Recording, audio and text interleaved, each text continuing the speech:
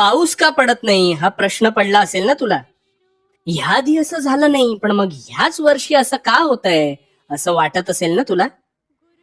तर आता खरी कारण ऐक. खर तर ह्या ढासळलेल्या चक्राला कारणीभूत तूच आहेस. तुझ्या स्वार्थासाठी तू असंख्य जंगलांची झाडांची कत्तल केलीस आणि संपूर्ण धर्तीवर स्वतःच्या स्वार्थापोटी जमिनी बळकावल्यास आणि निसर्गाचा समतोल बिघडवलास रे. तुझी वर्षानुवर्ष एक अत्यंत वाईट सवय आहे. तू सगळं पुढचं पुढे बघू म्हणून परिणामांची चिंता न करता पुढे पुढे ढकलत आलास. त्याचेच परिणाम आहेत हे. ह्या धरणीवर तुला निवांत जगायला पाठवलं होतं, पण तू त्याच धरतीचे लचके तोडू लागलास, समतोल बिघडवू लागलास. माझ्या सृष्टीचा ना एक नियम आहे. तू इथे जन्माला येऊन वावरू शकतोस, आस्वाद घेऊ शकतोस, पण इथलं काहीच पुन्हा घेऊन जाऊ शकत नाहीस. हे शास्त्र विसरलास वाटतं. तुला वाटत होतं ना काय होणार आहे आपल्याला हवं तसं करून, हवं तसं आपलं साम्राज्य वाढवून.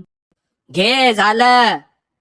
अरे वेड्या, तुझ्या या महाघट्टापायी ह्या धरणीवर पावसाचा थेंबच पडला नाही तर किती भयान संकट उभं राहू शकतं ह्याची चाहूल तू आता अनुभवत असशीलच. उद्या सगळं काही असेल, पण पाणी जे तुझं जीवन आहे तेच संपुष्टात येऊ लागलं तर तुझं जगणं मुश्किल होईल रे. मग तू म्हणशील मी काहीच का करत नाही. मी सारं काही केलं. तू या धरणीला पोखरून काढत असताना देखील तिचा संयम बाळगला.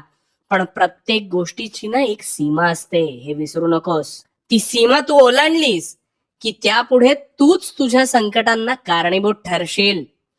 त्यामुळे माझ्यासाठी करणार असशील तर एकच गोष्ट कर. तू जिथे कुठे असशील तिथे किमान एक झाड लाव.